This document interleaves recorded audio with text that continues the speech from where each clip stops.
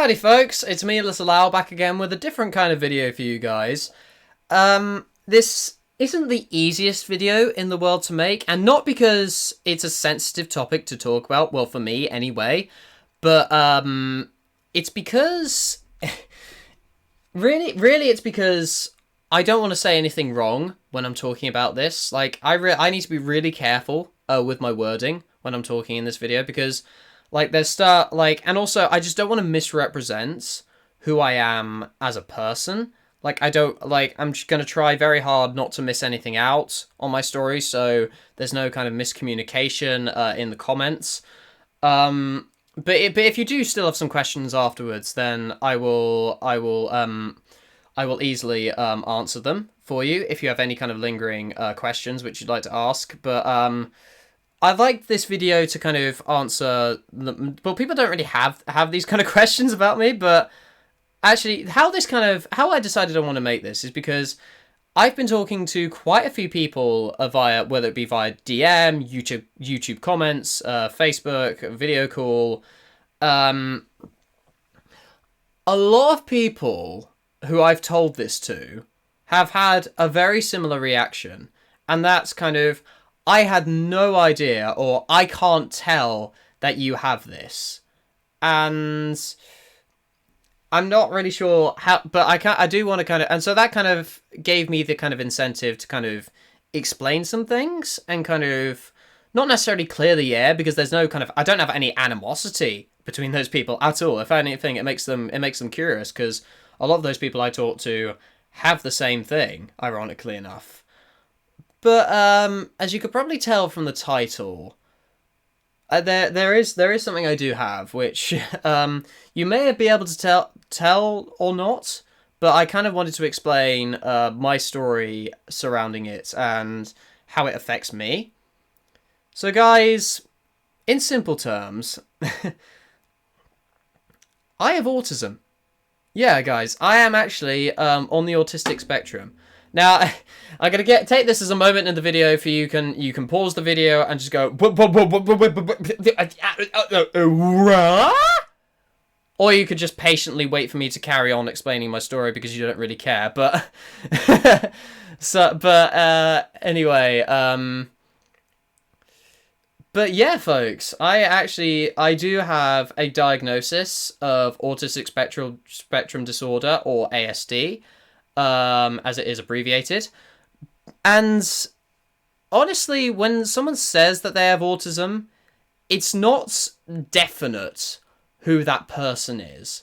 Because autism is such a wide spectrum of different traits, different kind of emotions, and they actually overlap with a lot of other mental kind of... I don't even want to call them disabilities, mental conditions. That's the word. Conditions, that's the word. It crosses over with Asperger's, OCD. They have a lot of kind of different... a lot of autists, as I like to call them affectionately. Excuse me. They cross over with quite a few other... like, mental conditions. And it makes it very fascinating to talk about, really. And I just really wanted to kind of explain, like... Well, first off, let me just say, I am actually on the lower end of the spectrum, which is probably why, if you weren't able to tell before, that's probably why. Because autism only minorly affects me, but it does affect me in some way. It definitely does affect me, even... just to a minor extent. So I remember I was talking to my mum before, like, making this video, kind of how did you tell I had autism? And she said that, like, the most noticeable thing was I struggled with my speech patterns. Like, I definitely stumbled a lot during my like, in the middle of sentences. Like, I definitely had problems with communication. And it's made me hypersensitive to... one thing I've noticed, certainly, especially as time goes on, it makes me hypersensitive to all the senses. So touch, smell, like touch, smell, and hearing. Well, they're what's the five? Is there like five senses? So there's touch, taste, smell, hearing, and there's a fifth one, isn't there? Sight. Yeah, it's sight. And I'm just saying the most major one for me is sound. That is always been the biggest one for me. But typically, like I'm quite sensitive to all those kind of senses. Like I was a very fussy eater when I was younger, for example. I like I got like definitely I could see things not clearly. Like I say clearly, I do need glasses, but I could see things kind of. I noticed things that other people didn't notice, for example.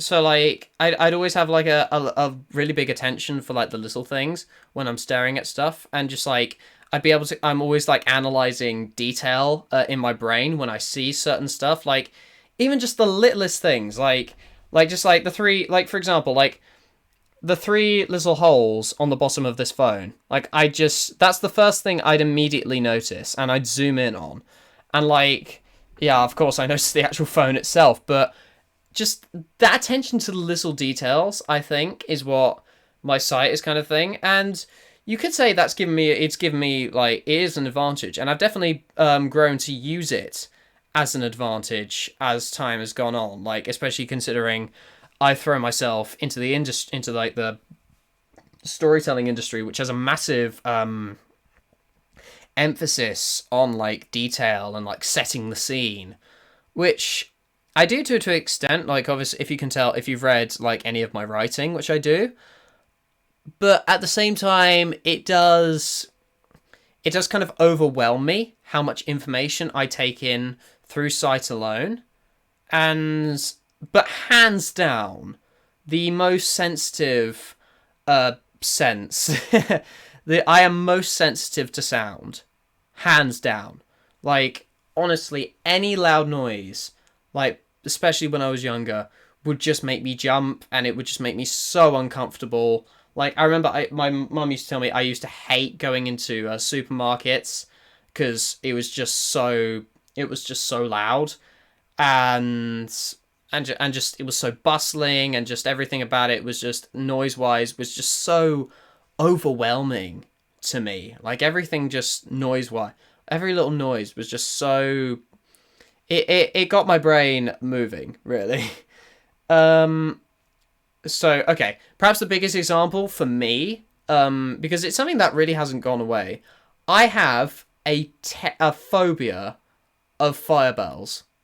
Like just, well, to be honest, bells in general. I really don't like bells, but like fire bells specifically, to the point where whenever we had a fire drill in school, like a proper drill, like obviously if there actually was a fire, then I'd have to grin and bear it, because we can't predict when a fire will actually happen.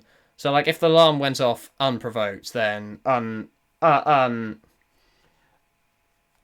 unforeseen. If the alarm went off in unforeseen circumstances, then yeah, I would have to deal with it. But if there was an actual drill and we knew it was coming, I was allowed to be taken out for it, because I could not handle the sound, or just the actual I could not handle any of it. Like it was just so nightmarish. Like, and just like I always, because it was just sounded like everything just inside. It was just that, and it drilled into my brain just constantly, and the shock of it as well. Just you don't know when it's gonna happen, and it's just like I'm left feeling so horrible after it happens, and it's just so. It's so freaking. It's just thinking about it just upsets me, if I'm totally honest. Like, it just sounded so much nicer when I was outside and not listening to it. were listening to it from like a further distance. But yeah, that was perhaps the biggest thing with sound, and it's become a bit of a strength of mine, to be honest. Like, it's why I have such a fascination with like audio in projects and stuff. Like, if you'll notice from my reactions, I have a particular emphasis on kind of like pay attention to like music and like different voice actors and like sound effects mixing. Those are perhaps the things I most focus on when it comes to like stuff like audio dramas and things. It's why I'm such a fan of those things in particular. Excuse me again. Yeah, it's I've turned it into a bit of a strength. Like I'm able to kind of resonate, kind of just the tiniest bits of audio because my ears are that sensitive. But back in the day, it was definitely a problem. It was just so. It's just every little loud noise just scared the hell out of me, and it actually led to some ridicule about it. So I think it's time we actually got into my actual story. Uh, yeah, I think it's time we actually got in. Actually, it's time we got into my actual story. So I had no from birth to 11. I had no idea I had autism. Like, but I think I had a diagnosis when I was about 5 or 6, and so like I was completely left in the dark about all this. I was just living my normal life, and I was bullied a little bit in my junior school, which is basically elementary for you guys in America. I was bullied quite a bit, and I had no idea why. Like, because I just had all these kind of thoughts and like these instincts and just reactions which I just did, and constantly these constant feeling of emotions which I felt like, and especially like at loud noises. Like again, I had a problem with the fire bell in the schools as well, in primary school as in primary and junior school as well. Like there, it was just awful.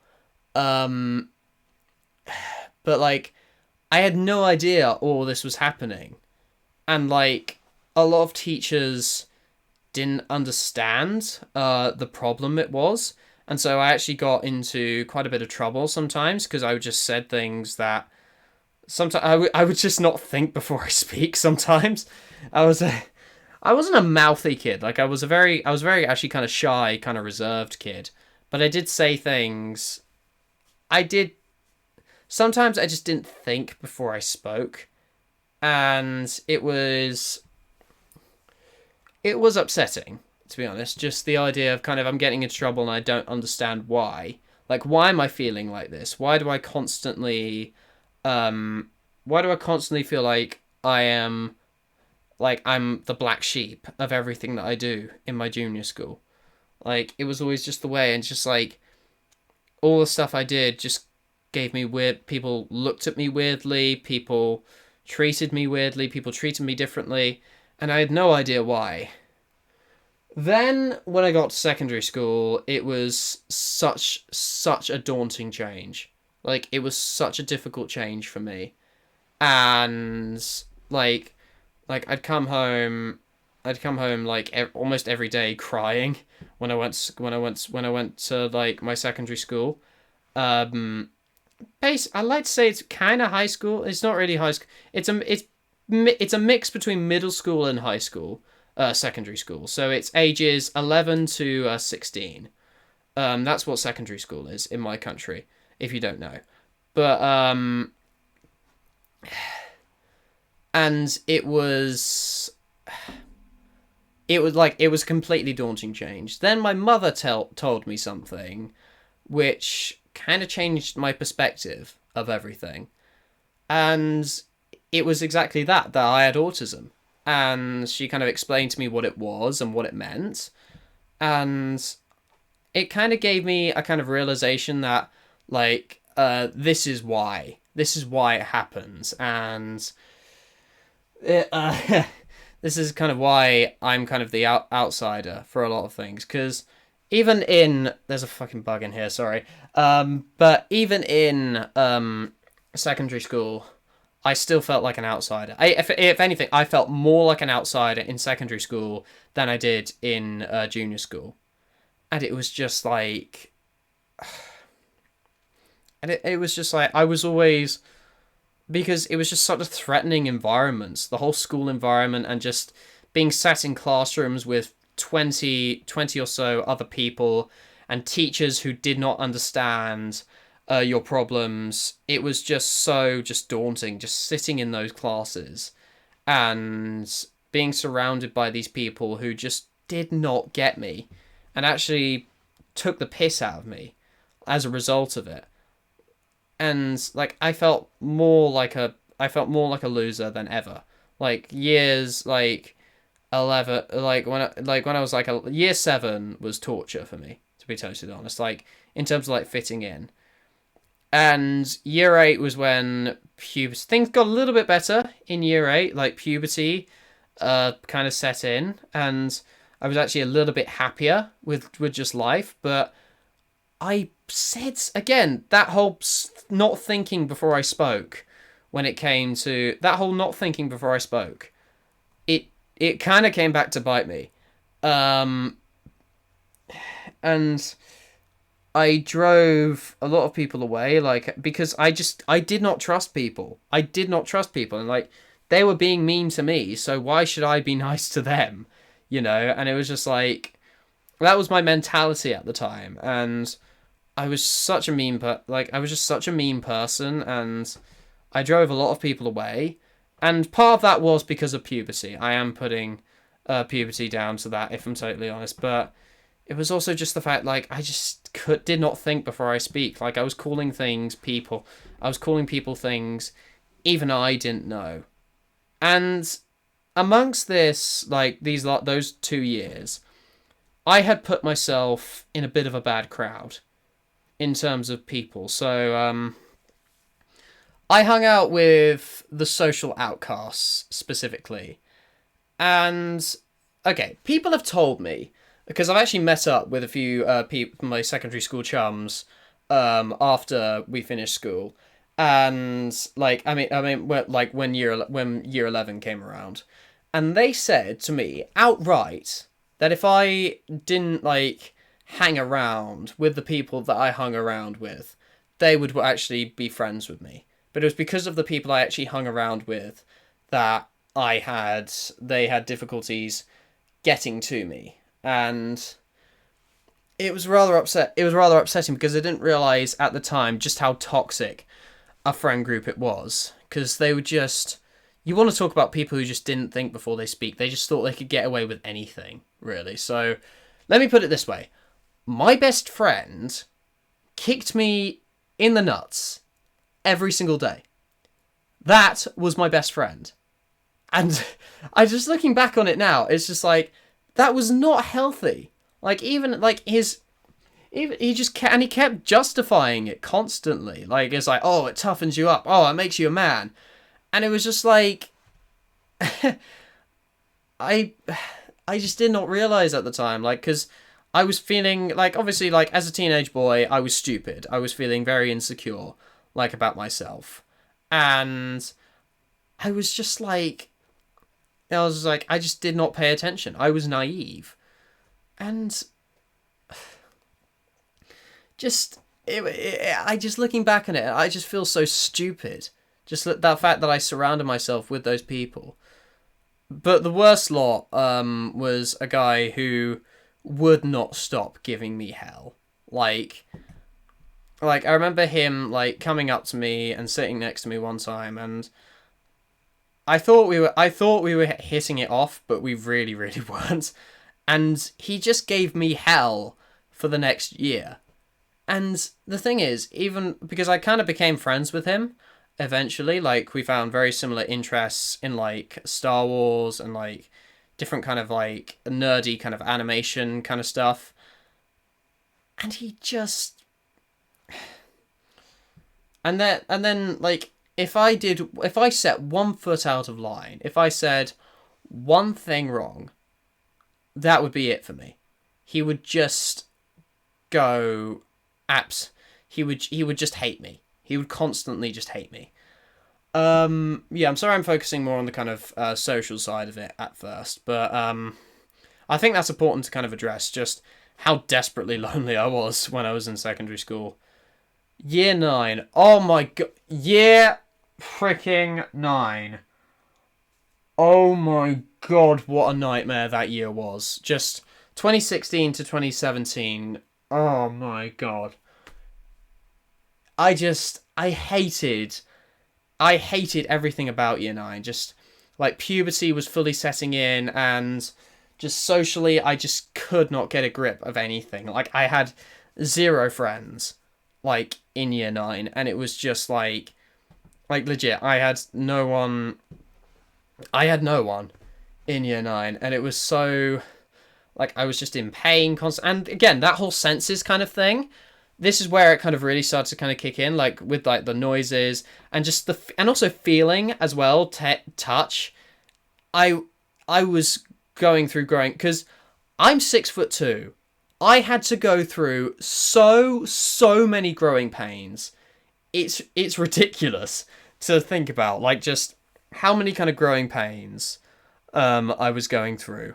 And every day I was just in pain. I was aching. I did not like the life that I was living, like just at year 9. And it was so just 14, aged 14, just absolutely was just absolute garbage, to be honest. Like being 14 was absolute garbage for me. And there were actually times, can I say what, something I actually found out from my parents. They were actually planning to send me to a specialist education school if things kept going downhill. Like, they genuinely thought about that because things were that bad. And it was just like, because just public school was just a nightmare for me during that year. And I could hardly cope. I could hardly cope. And just thinking about it now, it's just so upsetting that I had to go through it. But the next 2 years, it picked up. So year 10 and year 11, I started doing my GCSEs, which are basically finals kind of before going off to A levels. Um, and these were super, super important. So I didn't have like as much time on my hands. So I actually had a goal to focus on. And so it was just so much better. And like, because most of the puberty had kind of subsided at this point, and I actually started connecting with a few people outside of my friend group, like people like friends like in classes, friends like even outside of school, just like family friends and stuff like that. I was actually talking, and like I was enjoying my life with I was enjoying like my dogs as well, because by this time Flo was actually I'd like to say she was 1 or 2. And so she was the cutest little thing. I swear to God, she was so freaking cute when she was younger. Flo's my dog, which I do my reactions with, by the way. If you're new here, but you probably already know that. But so I was so much happier like in year 10, like 2018. And then year 11 came around, and everything started to come like full circle, really. Like I had my first I had my first crush on someone. I performed in a school play. I completed my GCSEs and passed 8 of them, actually, which is something which I was so freaking proud of. Like 2019 was one of the best years for me. Was one of the best years of my life. Just everything that sort of happened in 2019. But I'll get to more of that in a bit. But that's kind of like, in terms of like social side, I still wasn't a very popular kid those last 2 years. But at the same time, like actually reconnecting with people, a few of them I'm actually reconnecting with now. Like I have their phone numbers and stuff. But people just people just regretted, people actually regretted talking to me. And it was so emotional to kind of think about that these were people that actually genuinely thought I was a great guy. And like it was so relieving that just it wasn't my fault. It wasn't necessarily my autism's fault that I was who I was. Um And it was just so, like, to put, like, an optimistic kind of spin on this, it was so freaking, it was just so relieving, kind of, like, everything kind of felt like a full circle. Everyone was kind of growing up a little bit, and everyone was kind of realizing, okay, like, I just had problems when I was going through, and they were completely out of my control. And, like, I wasn't a bad person in the slightest, and just seeing people openly admit that was just so humbling to me, and it felt like I proved them wrong. Granted, okay, so I haven't really talked about, I talk about the kind of student kind of level things, but oh my god, okay, so I kind of had a replacement for that, in a way, in the form of a teacher, ironically enough. So, there's this teacher which was called Miss Young, and she was such a trooper.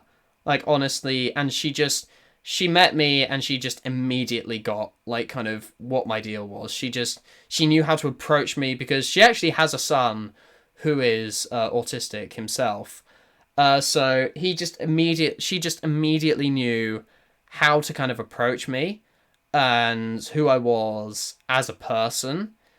So I immediately connected with her, like, and she stuck with me all the way up until end of A levels, up until, like, I left school, and I'm still in contact with her, granted, but I just depended on her so much. Like, she would help me with, like, assignments and stuff, because, like, she would help me, like, catch up. She would actually be in the lessons taking notes to help me kind of understand and comprehend stuff. I haven't really talked about the educational side academically, but I'll get to that in a minute. Um, and also she was just, though she was my teacher, she was my best friend in school. Just because she just always stuck with me. She, like, was willing to listen to me. That's the most important thing. She was willing to listen and to learn and to grow when I kind of said anything. And also we did this all with a kind of healthy kind of dynamic, like, because I couldn't really joke around with the students. Like, everyone had such a kind of cynical, kind of bullish, like, sense of humor. Like, everyone's sense of humor was that kind of abusing others is funny, you know. Like, that was kind of, it sounds a bit dark. Like, obviously there were a few people here who were actually nice, who I came across and actually, but unfortunately didn't get, like, a chance to actually connect with them. Like, there were people genuinely nice in Burgate, so but just we had this thing where we just insult each other back and forth, and through that I actually kind of managed to kind of insult. I actually managed to learn how to take a joke, and, like, how to say a joke without hurting someone. But granted, some of the arguments we did got a little bit heated, I must admit. And it was just like, yeah, oh god, it was such a relief, again, like, just that word, relieving, a relieving experience, just learning how to connect with someone, even if it was, like I said, a teacher. And so I think I might, so I'm so grateful to everything she's done. If you are watching this, Helen, thank you so much for just sticking by me for 7 years, and just being that person that I could turn to when I was in trouble. Like, just, you helped me through so much, and I cannot thank you enough. If you are watching this video, like, honestly, I doubt she subscribed to my YouTube channel, but I'll probably send a link to her. But yeah, I hopefully you'll like to hear that. Because I'd love you to know just how much I care about you, and just how much you mean to me. So thank you very much. So but, like, on the subject of teachers, I think it's time I address, like, kind of how I was academically. It was really the only good thing I had going for me in school, if I'm totally honest. Like, because I was terrified of getting shouted at in class. Like, I could not imagine anything worse. Like, everyone else was kind of, like, just didn't care. Like, everyone else was like, oh, rebel, rebel, rebel, rebel, rebel, rebel, rebel. But but it was just like, I just could not do that. I could not face the fear of being shouted at, or just doing something wrong in class. Like, I hated just the idea of being that. And like that was like in school. And but so it made me quite a model student. Like, I was always top of my class in terms of like attendance, in terms of like behavior. Like, I was a bit of a goody two shoes. I was a bit of a goody two shoes in my school. I'm not gonna lie, but it was just because like I was in that mentality that just like I want to do well, and like this is the way I can prove that I'm not a bad student, that I can be a role model, that this is my way of proving through like my learning that I'm not who people want me to. I'm not who people think that I am. Like, I can prove just how capable I am and just the kind of person that I am. So, like, academically, I worked quite hard. I did work my ass off. Like, thankfully, I am quite a dedicated person, like, in general. Like, if I see something... Here's the thing. I have this kind of mentality, which I kind of put it down to my autism. If something needs doing, I will not rest until it is finished. Honestly, I hate leaving projects unfinished. Like, every time I see something which I haven't done, or like the idea just didn't get up on its feet, I would just go, ugh.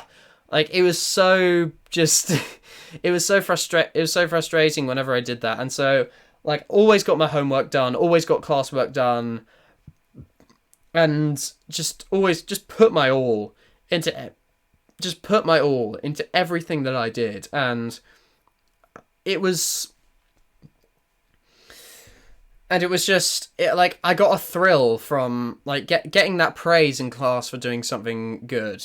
I just got that thrill like from doing something, and it was just like it made me realize kind of that just because I'm autistic doesn't mean I'm a bad person. Like, sometimes it actually makes me quite a smart person in certain subjects, admittedly, but like, oh my god, if you give me any kind of science question like nowadays, or any kind of art question, or like textiles, product design, I would die.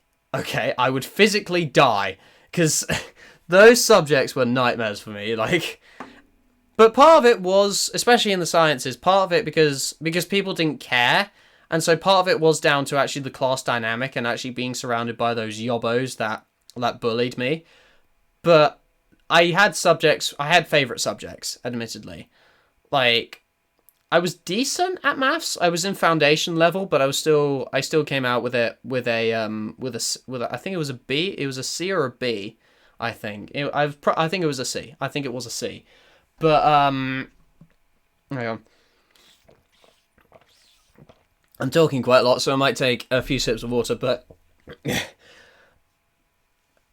yeah, so math was alright. Geography I kind of enjoyed. Like, geography I see more as a kind of hobby, because one thing I will say about autism, I'm very good at memorizing like things with like images and like things with like specific words. Like, if you probably tell from my thing that I have a massive map up in my room, and every single night I would always study that, because one thing it has beneath is flags of all the different countries in the world under it. And so every night I would just study them, and I am an expert on flags, okay? Like, anybody want to challenge me, you are not touching me, okay? Do not try and challenge me, okay? I promise you, because I don't want to make you cry. I don't want to make anybody cry, okay? Okay? So take that on board, okay? Take that on board. But, yeah, so it kind of gave me a good kind of memorization kind of skill set. Like, it helped me good at kind of memorizing certain like things that we had to do for different classes. And so yeah, geography was fine. History I really enjoyed. I actually went on to do that in A level. It was just so, the whole idea, like, just history because I love telling a story is something I've realized, which I'll get into my two favorite subjects a little bit. And history, yeah, it's factual, but it's also telling a story about the past. You're kind of looking, there are different kind of heroes and villains in different kind of stages, and it all kind of switches. It's all one massive story, like how I kind of see history anyway. And God, it's getting warm in here. I'm not gonna lie. It's if you're living in the UK, it's been boiling today. But history was a lot of fun. I loved everything about history. In but my two favorite subjects, hands down, English literature and English literature and drama. I loved those two subjects, especially in GCSE. Like English literature, again, that storytelling side of it was just so... And also, another thing is, having the kind of teacher that you have, it makes such a huge difference in whether you enjoy the subject or not. Like, having a good teacher is basically the difference between whether you enjoy the subject or whether you don't. I loved my English literature teacher to death. Okay, he was incredible. Just how he taught the lesson, he taught it so concisely. He was really fun with his lessons. Like, he actually felt like he was actually one with the class rather than the teacher sometimes. Yeah, he did command authority, but at the same time, he still felt... At the same time, he still kind of... He was a kind of casual kind of teacher, and, like, he had he got the work done, but he did it in a way that we understood, and we had fun doing it. He made English literature fascinating. So I absolutely love the guy. I absolutely freaking love the guy. So, but hands down, as you can probably tell, because I'm actually going off to study drama in university. I found myself. I found my comfort zone. I found so many wonderful things in drama, and I'm still discovering things that it can provide me, to be honest. Like, I only started voice acting like a year ago now, and I haven't looked back since, but at the same time, like, I still consider myself relatively new to the whole thing, if I'm totally honest. But drama was my first, like, performing on a stage was my first love. And, like, I remember back in primary school, my first exposure to this was performing in the school play. Like, I remember I played King Alonso in a production of The Tempest in year 6, and I played Bob Cratchit in A Christmas Carol in year 5, which was... Those two were really, really good experiences. I loved performing just from the get-go, and, like, even from them, I knew that kind of... It was something that I loved doing and something I wanted to do more of. And then I kind of took a break from drama from years 7 to 9 because they weren't subjects in years 7 and 8 for some reason. And then year 9 had a little bit of a drama setback because, like, the way it was being taught was just so uninspiring, and just I lost interest. But then year 10 and year 11 especially, because that was when I landed the philanthropist role in The Christmas Carol, ironically again. Like, we ironically did Christmas Carol again. And it's quite a small role, because it's probably a role you've never heard of. But it was about how much of an impact I made actually going into that. Honestly, the director and, like, the teacher and just everyone else in the had nothing but positive things to say about my performance in it. And it was because the production was filled with, like, year 7s and year 8s, and it was year 7s and year 8s, and they all looked up to me. And it was just, that's what I want to be.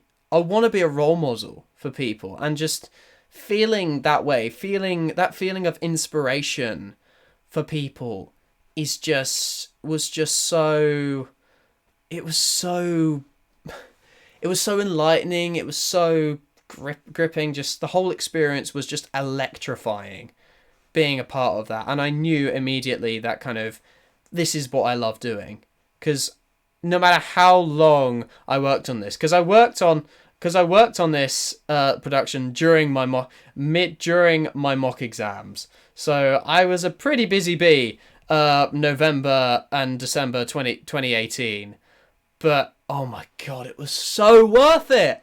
It was so much worth it, because like I was just doing, and like the Christmas, I felt like I deserved that break because I found something I loved and I was doing so well, like academically, and I was actually excited for what the year had to come.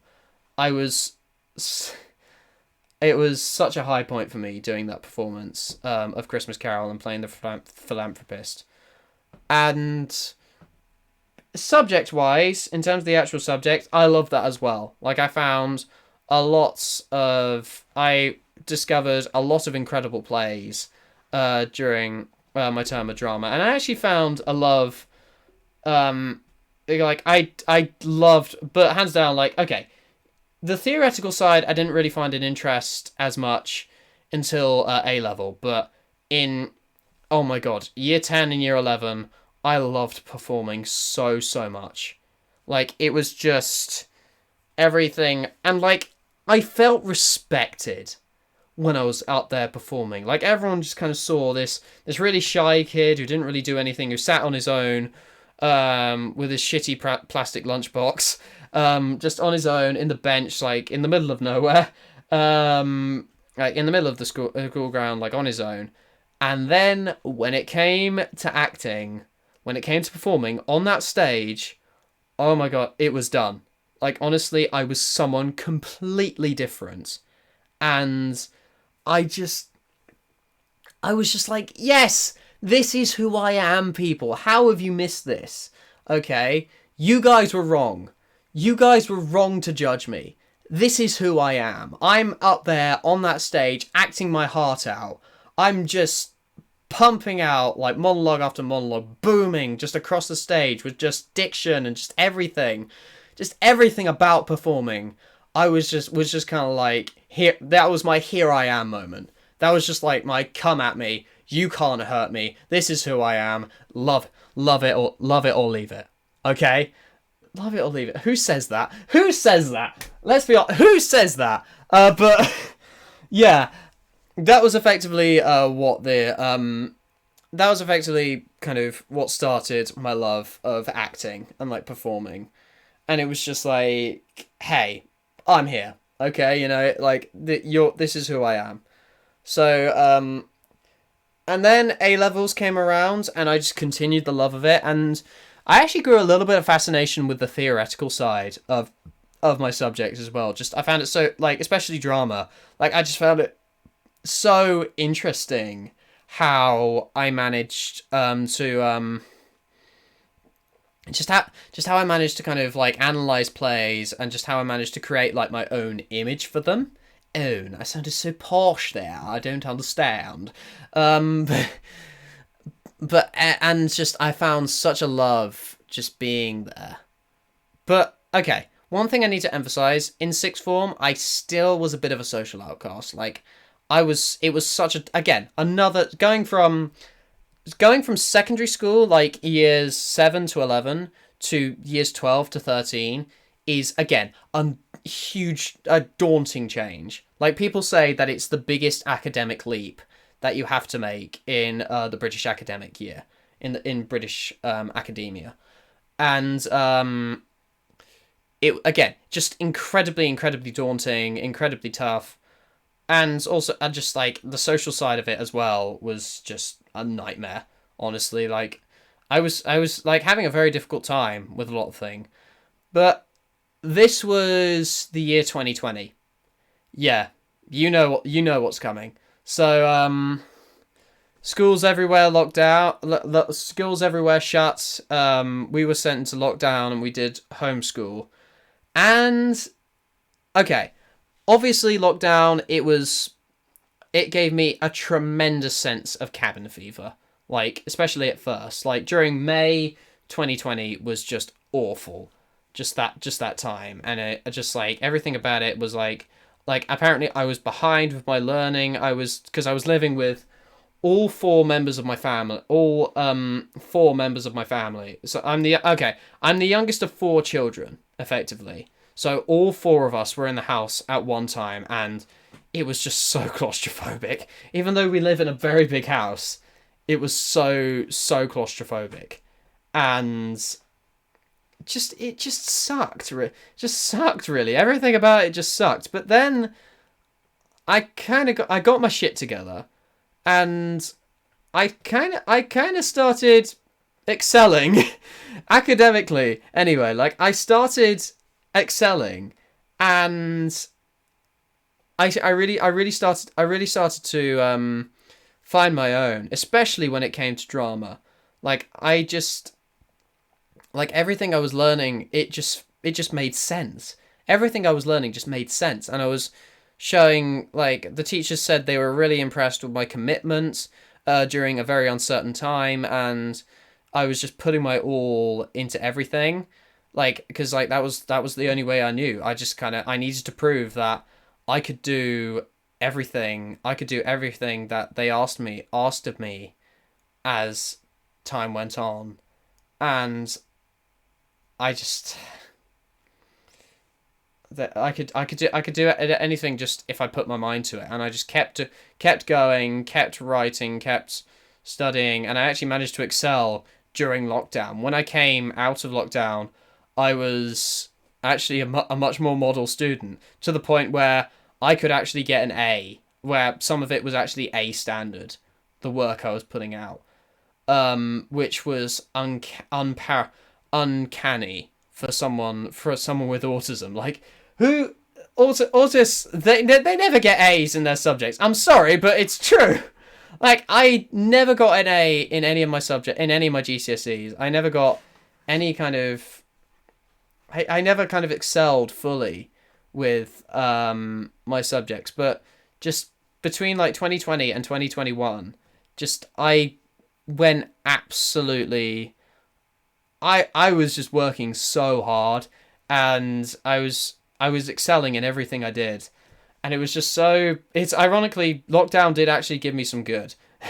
Like, it did actually bring some good to me, because just having that kind of, tell you what it was just having that headspace away from the social anxieties of, like, school life. Like, there was no fire bells, no awkward encounters, like physical encounters. It was just me and my laptop, just typing in my head, and obviously my mum would pop in every now and again, helping me. Love you, mummy. Thank you for the help. But yeah, it was just so. But yeah, everything about that was just great. Everything about well, not no no no no. Sorry, it was not great. Like, I'll tell you what, socially, the social side, it also had a little bit of good too, because, yeah, kind of, there was no physical interaction, and there was a little bit of a social setback, but at the same time there was a sense that it brought everyone closer together. It made everyone realize just how lucky we are to actually have the friends that we do, and have the life that we've lived, that we've taken for granted for quite a long time. And definitely, I feel like it's made people see my kind of perspective. What I mean by this is that a lot of the time I've kind of felt like locked out of other people's lives, and so a lot of people, it was kind of a reality check with them to kind of see how I kind of thought everything, how I kind of saw the world, from the outside looking in, without anything to be able to do about it, because of my autism. And so I definitely did. Year 13, I definitely made some new friends as a result of the whole thing. And so, like, friends for life, I hope. Well, I hope. Friends up until now. Like, I'm 19 now, but yeah, so A levels were shortened and, like, made much easier, like, significantly. And it it was it was like, yeah, it was still tough. Don't get me wrong. Like, the actual questions were still tough, but like we knew what the questions were going to ask us. We knew kind of what we were studying. It was just, it was one of those things that kind of like I just had to deal with it. Like, and I actually, and to be honest, I felt like I deserved it. I felt like I deserved kind of the not the easier time. Like, obviously it would have been nice to actually end with one final push effectively, but at the same time I felt like putting it down to that standard would help reflect more of the effort I had put in over the last 7 years of my life.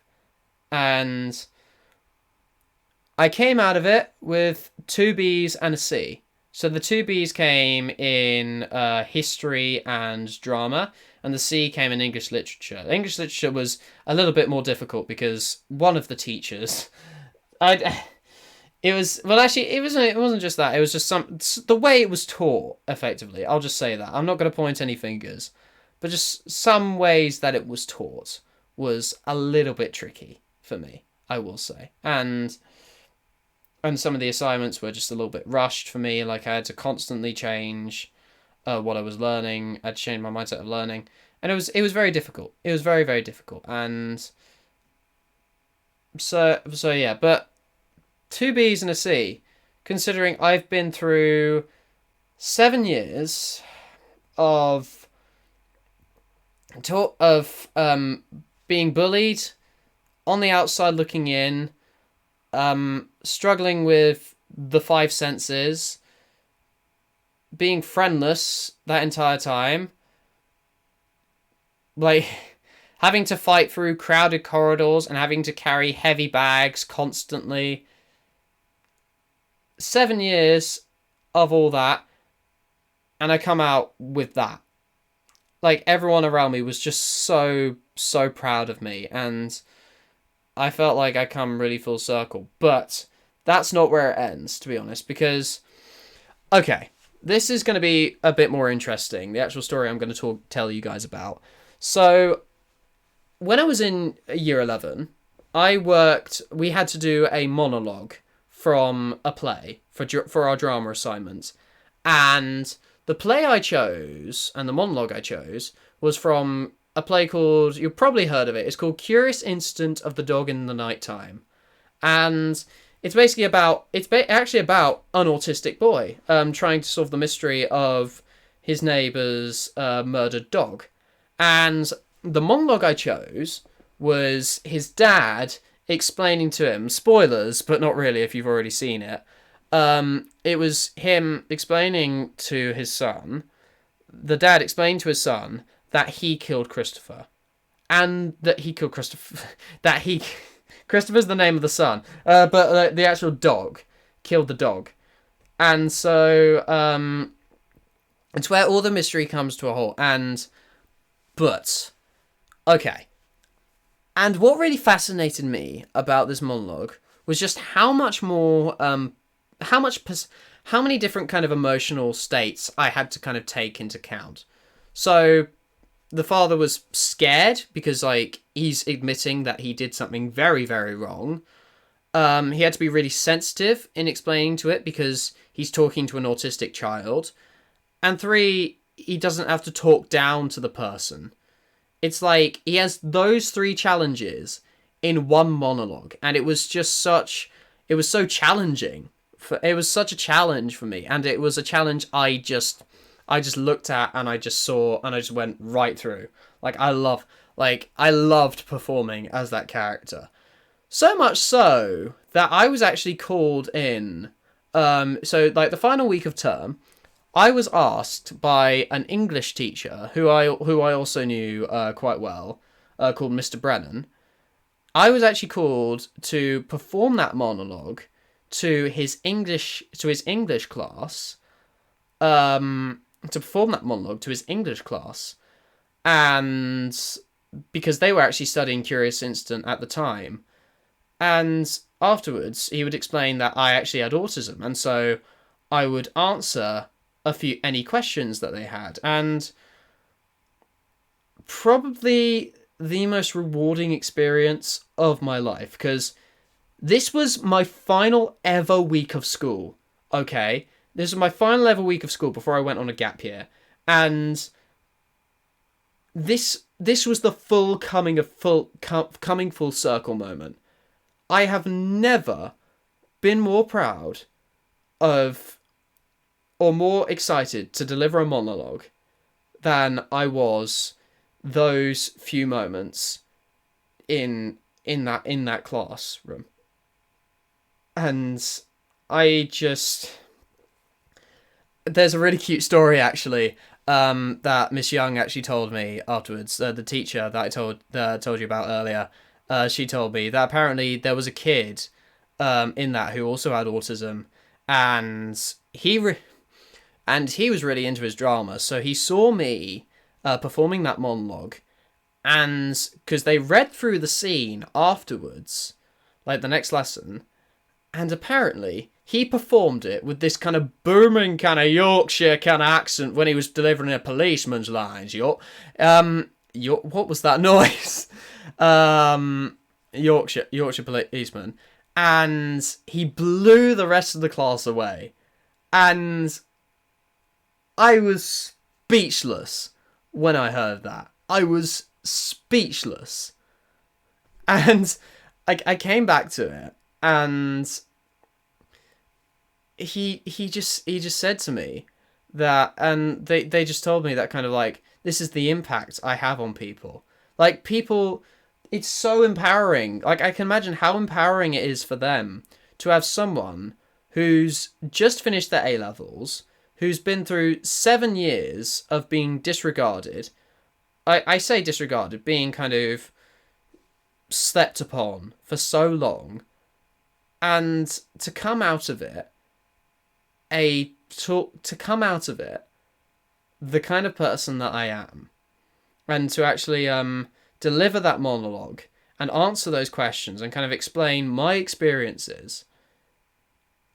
You can imagine how empowering that is, and it's something I'm considering for like a career choice. Actually, that kind of not I want to say motivational speaker, but just kind of an advocate for like mental health and like autism and things. Because quite frankly, that's what I want to do. It's a message I want to send.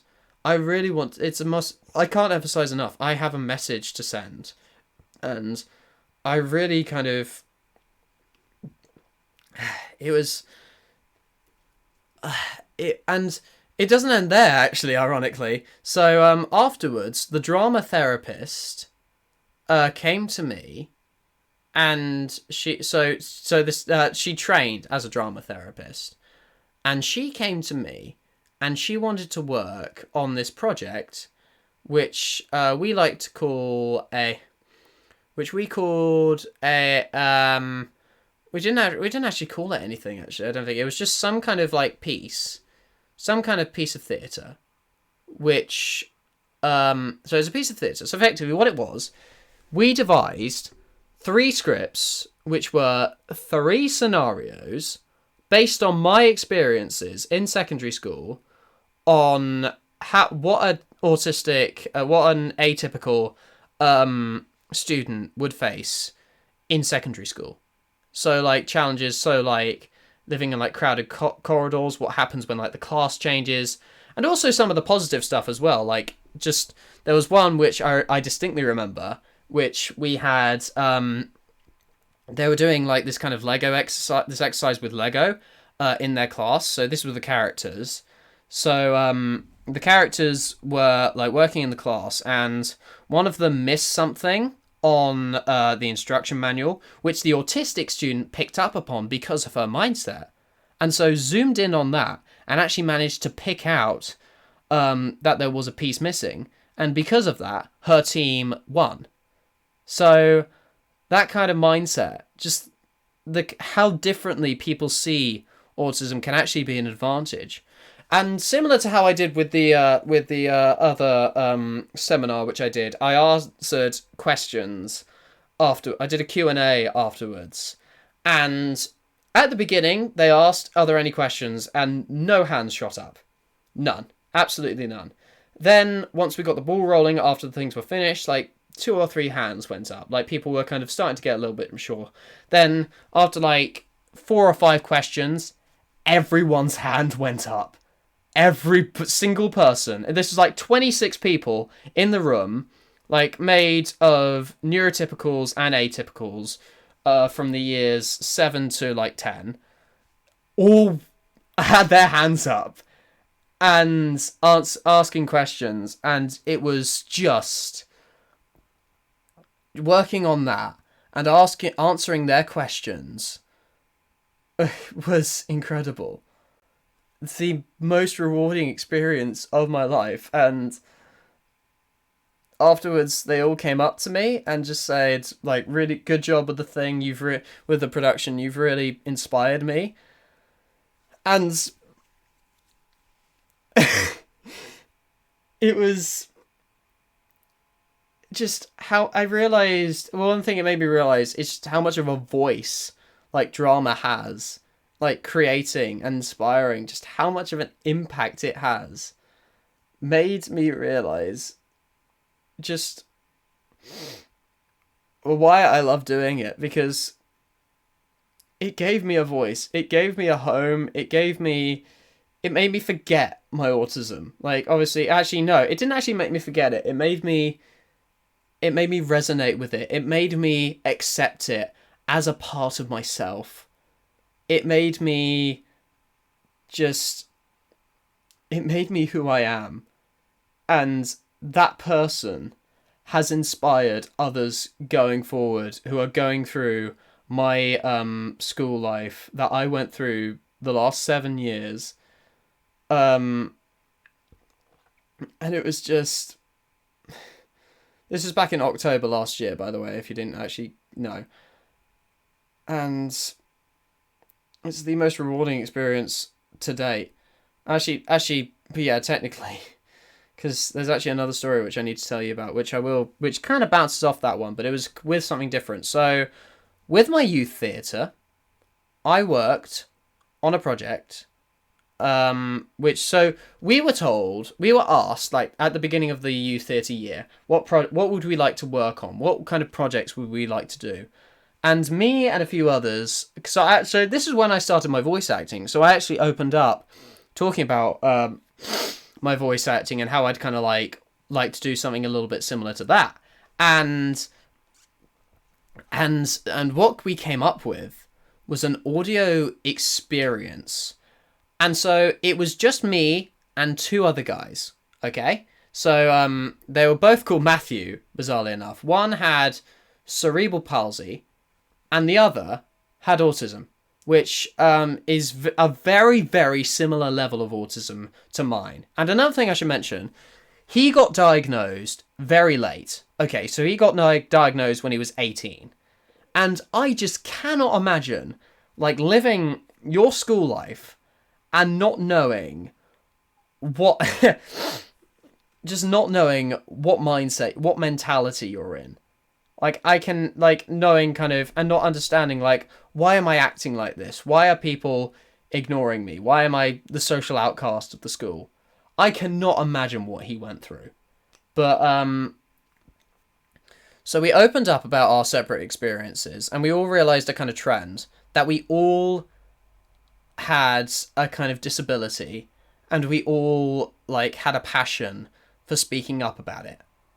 And so what we came up with was an audio project, which I will share in the link in the SoundCloud link in the description. So go check that out. What it was is trying to describe it. It's a bit difficult to describe, but basically we're using the power of audio. We so like through voiceovers, different types of music. We in a similar vein to kind of like Pink Floyd's Dark Side of the Moon, in a similar kind of way, if you've heard that album.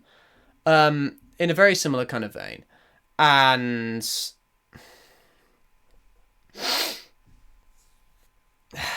we created different kind of voiceovers, and we like opened up through like different monologues our experiences with autism and what helps us and what calms us down. And so we edited it, and oh my god, the response we got back from it, with just how powerful, like how powerful it all felt, was absolutely incredible.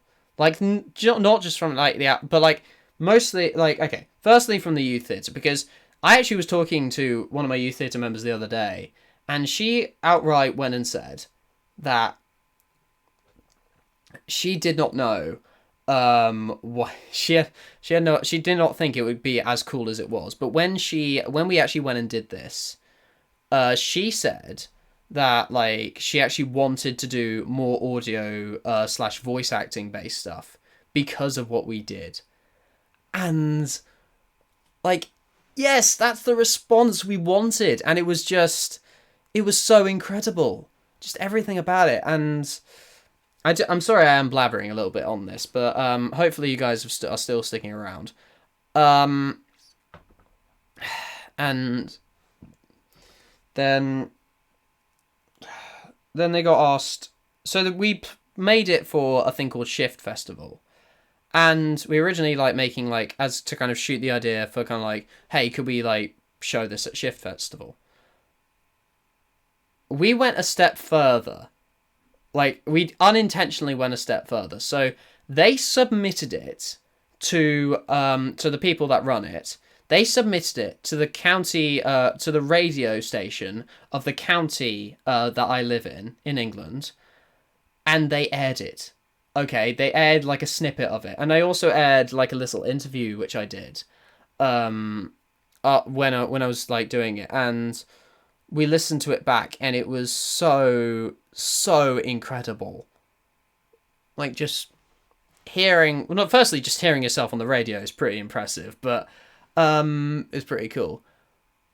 And just recently, another arts festival, which I can't remember what it's called, but like a national arts festival, which is going on at the moment, I think, wanted us to share our piece on that.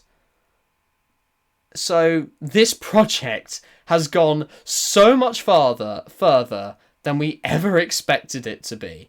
And I cannot urge you enough. I cannot urge you enough to check it out. Okay?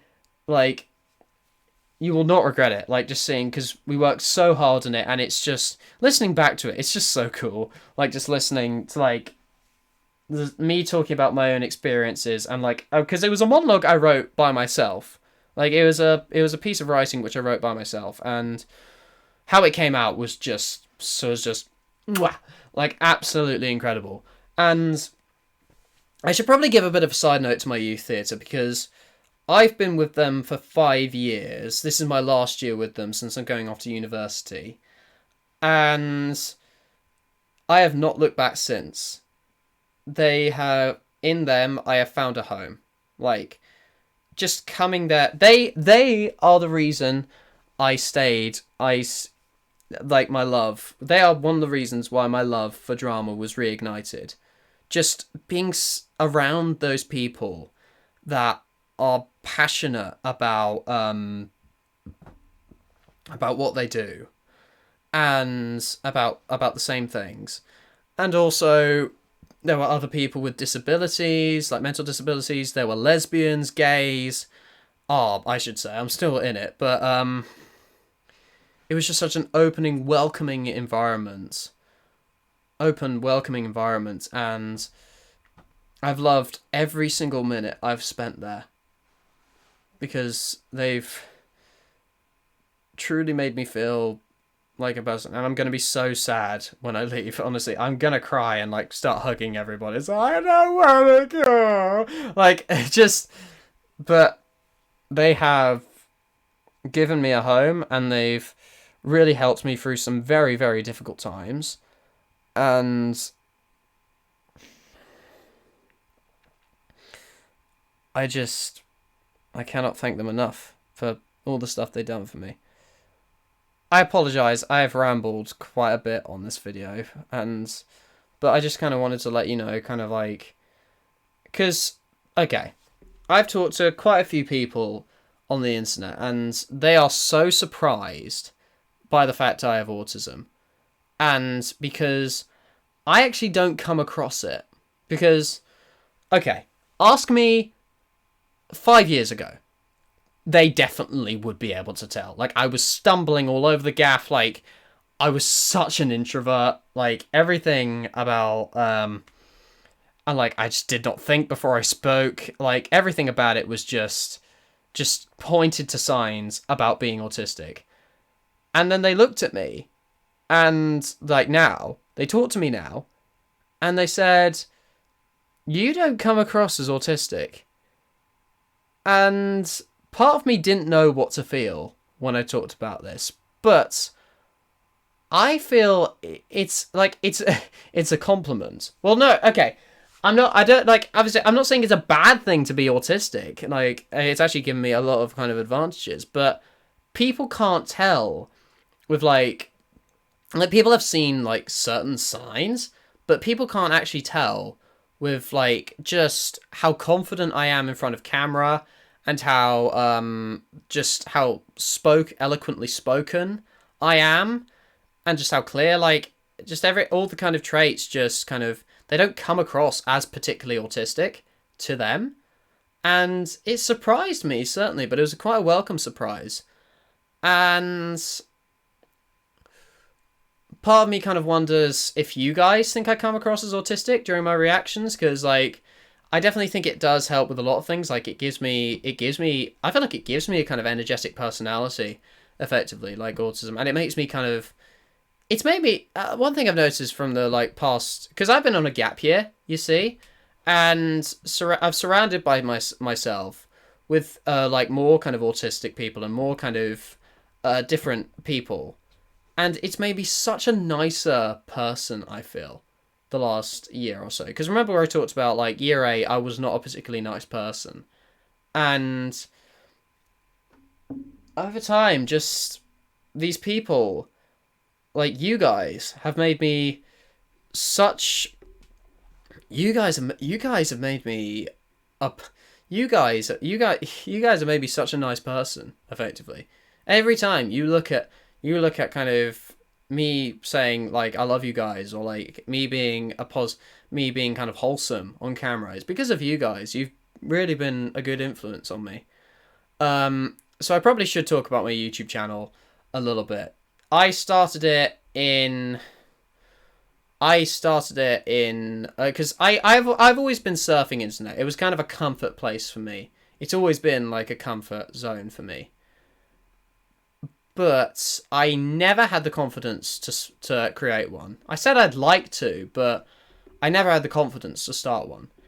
It was only until around like last year, 2021, when I created one. When I created a YouTube channel and like started uploading content for it. Because I actually started off very slowly with this channel. Like, I was only uploading like reels for people and like voice acting clips. Like, that's all I was doing on my channel. But then I started creating my own content. I started making reactions, and then eventually covers, and then eventually ASMRs, and then it just kept exploding from there, and constantly, and more people were subscribing, and I was just like, do you know what? I'm actually doing quite well here. And before I knew it, I was at 100 subs. Like, last month, I'd reached 1,000 subs, and quite frankly, I was surprised, because, like, am I that interesting to watch on camera? Like, and, like, seeing how far I've come from the person that I was, and just seeing people acknowledge the kind of stuff that I have. I've had people like Victor Tanzig compliment my reactions, saying that they were funny. I've had Joey Turner and Scribbler compliment my voice acting, saying I have a nice voice and I'm actually very good at what I do. I've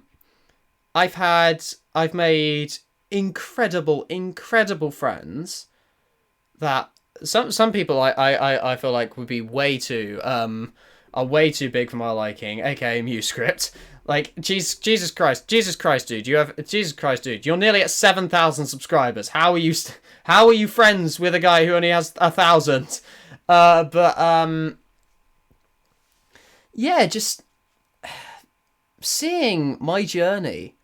Like, I don't want to sound arrogant here, but I think I deserve to be proud of the person that I am, because, like, all these things I never thought I'd do, and I've done it. Like, I passed my GCSEs, I passed my A-levels, I've gotten a job, I've gotten a YouTube channel, I've gotten a voice acting gig, like a paid one, I've made friends, I've spread the word about autism, and all this when 7 years ago I was nothing. I was voiceless because of my autism. But now, because I've kind of embraced it, and because I've become the person that I am, I've become just a much better person because of it. I got in to 4 different universities because of my grades, and because of my personal statement, and because of, like, the interviews which I did. I know I doubt myself a lot on this channel, but just, I think I'm allowed some time to be proud of myself. Because, quite frankly, I've been through a lot. And you guys have been there for part of it. And you guys have supported me through so much, have made me a better person, and have made me realise the better person that I've become. That's the key word there. And honestly, if any of you are watching this and you have autism, believe in yourself, because we can do some incredible things. Just as long as you put your mind to it and play to your strengths, find what you love doing, you can do anything. It sounds a bit cheesy, but it's true. Just love yourself. Like, that's something I still can't do upon occasion. Like, I doubt myself very, very much, but we are all great. Everyone has it in them to be a good person, I feel. Not just autists or people with autism. And that's one thing I want to emphasize. Autists are normal people. We are all normal people.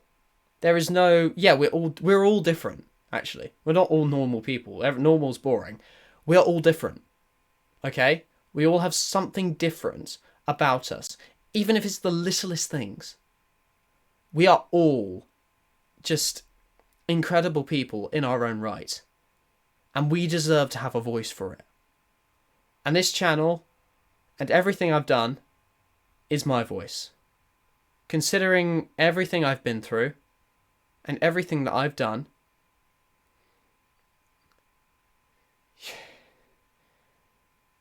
I just have no words for just the life that I've led so far. And I'm grateful to everyone that supported me. My family, my teachers, and my friends. All you guys. Everyone. And I know this has been a very long video, you're probably not around, but I don't care. If you are, then you deserve to hear this.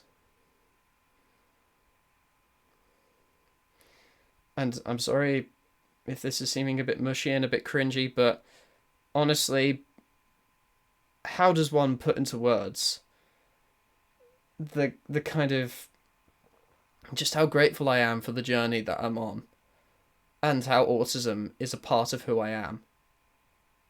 Because I love being autistic. I love being who I am. And I would not change that for the world. And neither should you guys. Anything that you hate about yourself, think of the good it does for you.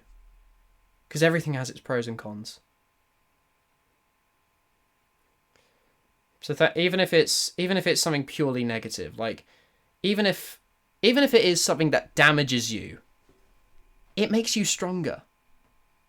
It makes you a more inspiring person when you come out the other side. Because everyone is incredible in their own right. You guys are incredible in your own right. I am so proud to call every single one of you watching right now my friends, my subscribers. I am so grateful for everything that you've done for me and everything everyone else has done for me. And I'm grateful for myself. I am Little Owl. I am Jack Cunningham. I am autistic. So, yeah, I've just given away my last name there. Damn it. A few of you already knew my last name anyway, but sorry for the sappy conclusion and a bit cliche, but you guys are the best. I love you guys so much, and I love being autistic. And if you are autistic, love yourself, man, okay? So, please don't ever hate yourself, because the journey's great. The journey is incredible. And there are bumps, but if you just relish in those incredible, like, emotions and just journey, then you will come out the other side stronger. Thank you guys so much. This is Little Owl speaking. I'll see you guys next time.